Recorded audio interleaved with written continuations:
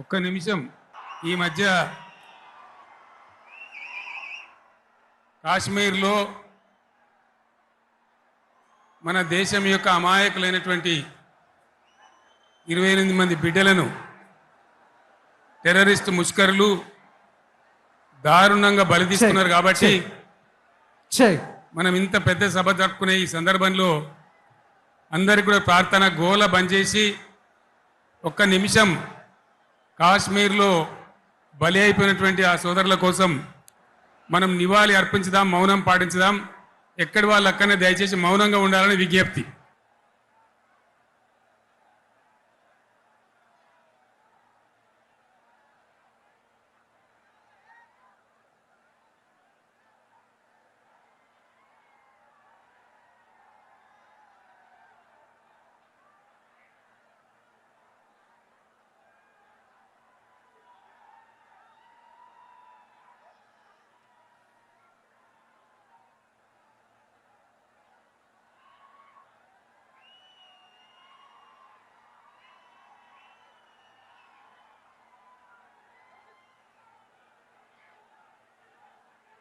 దయచేసి కూర్చోండి.